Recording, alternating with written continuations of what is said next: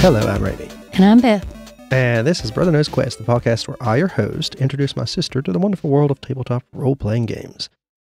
And Beth, I'm pretty sure you don't know what we're talking about today, right? No.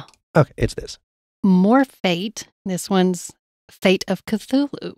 Yep, it's a simpler Cthulhu game. It runs on the Fate core system, so not Fate accelerated, kind of like Fate condensed. Fate of Cthulhu is easier to, like I said, run and play than Cthulhu from Chaosium. It also don't have as much lore behind it, of course, because there's not as much material. It is available on PDF and also print. I'm pretty sure Evil Hat Productions created it, right? Evil Hat Productions? Yeah. Yeah. Okay. I was making sure. I like their logo. I do too. It's an evil hat with eyes. Yeah, but it's one of those cool hats that you would see like in old gangsters. Yeah, which is kind of funny. Harry Dresden wears a hat like that sometimes. Well, not with the eyes, of course. Also, like most Fate games, it has an emphasis on storytelling and role-playing. It incorporates many of the creatures and concepts from Lovecraftian mythos. It also adds a few new mechanics. It has a system, unlike most Fate games, for tracking influences on you from otherworldly sources. Kind of like you have the sanity meter in original Cthulhu from Chaosium. It has like psychological effects on you being around these creatures. It's a sanity tracker. The basis is most of the PCs, the player characters, will be sent back in time from a bad future where things have already went wrong. You're trying to stop that from happening. And there's different missions in the book for different great old ones, outer gods. Oh, there's quite a few pages on the whole time traveling. Yeah, there's a lot. It's a time travel thing. Now, you could also just, not use that. It's nice they added it in there. I think they did it to make the book more fleshed out and have more sources. You could also just play this like a normal Cthulhu game without a whole bunch of time travel. It's a great choice for people who like a more Lovecraftian horror story, but less crunch. Not that Cthulhu itself is a very crunchy game compared to some, if you want the Chaosium one. I should say, it had a bit of backlash when it first came out. Not for a great reason of backlash. I like what it done. And one of the first few pages, it mentions, let's go to page 6 and read where it says content and consent. It deals with mental health. That's a real life thing. Mm-hmm. Systemic abuse of power. Yeah, that happens a lot in real life. Deaths of huge portions of the human species. Yeah, I'm pretty sure that's happening right now. Make sure all players are aware of these and give enthusiastic consent before they begin playing. As opposed to... Howard Phillips Lovecraft was racist and an what does that mean? Semitic? Yeah. Anti-Jew. Oh, well, okay. You can find these examples in a simple internet search. Look up the name of his cat, for instance. I've already done that. We done that when we covered the first Cthulhu from Chaos. Yeah. So they call it out. They mention it right up the front. Okay, so what was the problem with that? People said it's too woke. It's what? Yeah. It's too woke. Because they wanted to mention that right up front, yeah. Well, if you mention it in the back, how are you supposed to know until you've read the book?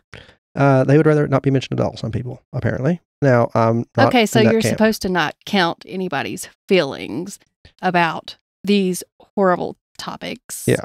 All right. Yeah, they sound like great people that had a problem with this. Wonderful people. A lot of people don't want to. They just say you should overlook it because he was a man of his time. But even then, he was a bit okay, but it wasn't a good thing still. There's still people like that in this time, and it's not good. So... But I wanted to get that out of the way because I knew something would get brought up, and, well, that's it. Now, we've covered that. I completely agree that it should be in there. It should be. I won't be, including any of that bad stuff in mine, even though it's part of his world. It ain't going to be part of mine. Yeah. There it is. It's a fun... Isn't he dead now? Oh, H.P. Lovecraft died a long time ago, yes. Okay, so, all right, who cares then? Yeah. It also uses the fudge dice or fate dice, which is a 6-sided dice, 2 pluses, 2 minuses, and 2 blanks. And that's how you get your rolls. It has a skill list in there that goes well with it, unlike making your own or just having the approaches that you get in Fate Accelerated. So it's more Fate core based instead of Fate Accelerated. You have so many different mission styles to do, which is nice.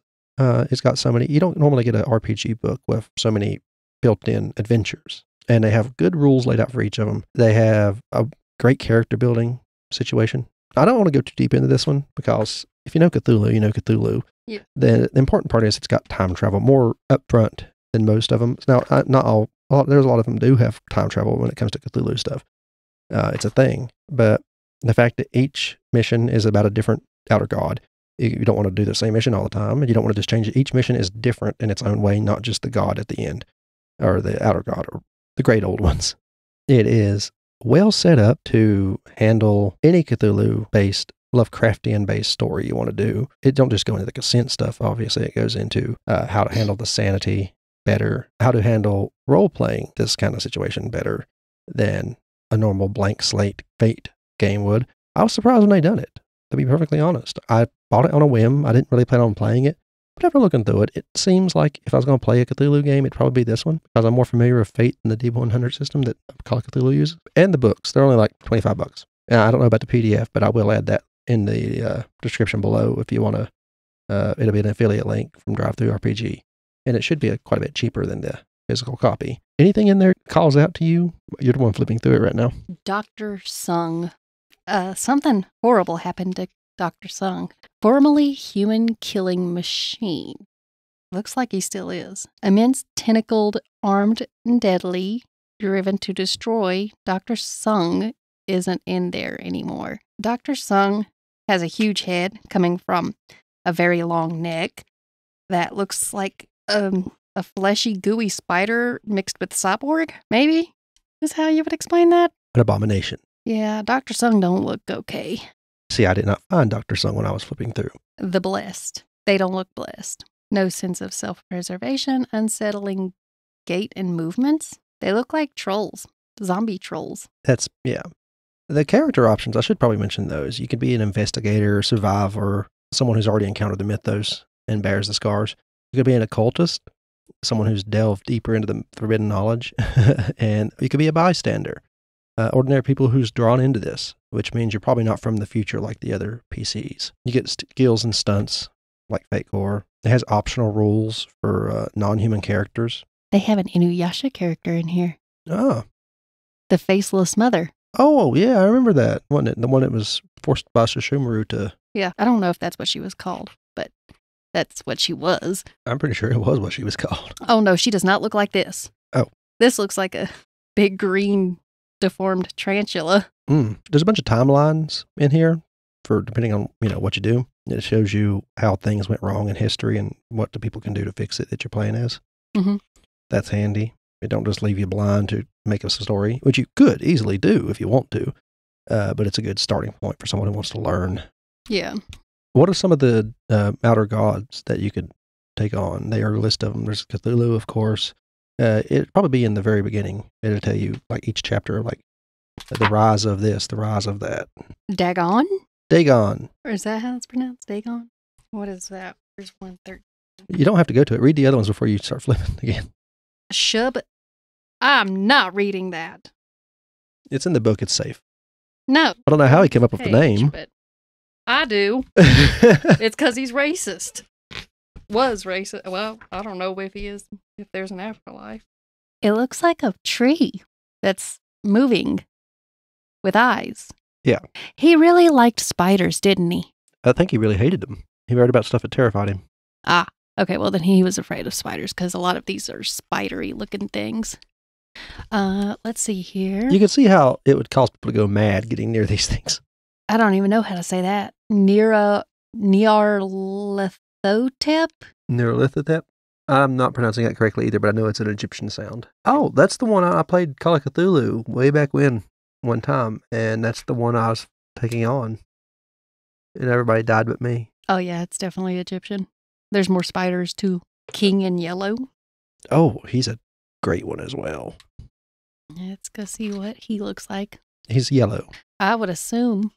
Yeah, he's dressed in yellow.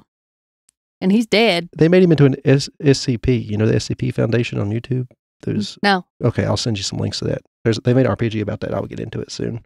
A lot of crossover has showed up in the SCP Foundation's archives from this and other things. Would you play this before you played the Chaosium Call of Cthulhu we covered? I mean, it's certainly easier to run. It does seem easier. I don't remember much about the other one, though. I've never been... the episode... You remember us looking at the cat's name more than anything. We've already talked on here about the other Cthulhu one, right? Mm-hmm. Which means it didn't have a huge impact on you. Well, the thing is, I don't see what the big deal is about Cthulhu.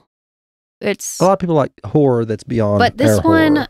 I'm going to say probably would interest me more because it's easier. And as I've said many times before, I prefer easy. The artwork is pretty interesting too for the creatures, Yeah. even if I can't say the name of one of them. It's a deity, not just a creature. Well, whatever. Shog-Sothoth is a good one. I'm pretty sure I'm saying that right. I've heard it pronounced a lot in a book by Yahtzee Kershaw called, I think he calls it the Data Files series. Okay. It's another investigative thing, but it's more UK than American. Oh. But like I said, I will add, we didn't go into great detail about this. It's Cthulhu. If you know one Cthulhu thing, you know them all. You know you're going to be investigators and stuff like that. The fact it's running on Fate is the interesting part. Like I said, I'll put the affiliate links in the description for this, and if you're interested, they'll be there. Okay. What? The thing is, if they wouldn't have put that little note in the beginning of the book, Other people. that would have shocked me to see that name. It really would have. So I think the note was kind of a good thing. Yeah, I know. Or the warning or whatever. I wouldn't buy this for There's a other child things in anyway. life you need to worry about. I might wait till someone's 13 years old before I bought it for them. I'm not much for cutting out a child's options to horror. I don't think I'd run Cthulhu for a child just because there's like suicide and everything else showing up. You go so mad that some of the things you have to do is kill yourself. It's just, I don't know if I'd run that for a child. Yeah. That one I could probably say would. Normally I'm like, they're going to see or hear it anyway. But eventually. Role-playing it is a whole nother thing. Yeah, that would mess with a young person's mind. I think there should be an age limit on that one. Yeah. If you like what you heard here, we have other podcasts you can listen to. The Gruesome Gaming Group is our network, and we have Horrific History and Hauntings. It's a podcast where my sister here tells me about what's in the title. Horrific History, Hauntings. Sometimes there's crossover between the two. So we just put the names in the title. We try to keep it a little bit more humorous. We have Leveling Duo, a podcast where my friend Dakota and I talk about video games we've really enjoyed, or usually from our past, but something that's recent that come out, we'll cover those too. And we have YouTube stuff going up now. You can listen to us on YouTube, and we'll be playing tabletop role-playing games on YouTube. You can go there and check us out there. It'll all be in a Linktree link in the description. You'll find our YouTube, our website for our podcast. There'll be options to donate to each of the podcasts in that website if you want to. There's all our social links if you want to contact us and give us some ideas on something we can cover. Subscribe there. Follow the Twitter if you want updates on things that we're doing. Thank you for listening. I've been Ramie. And I'm Beth. This is Brother Knows Quest. Bye-bye.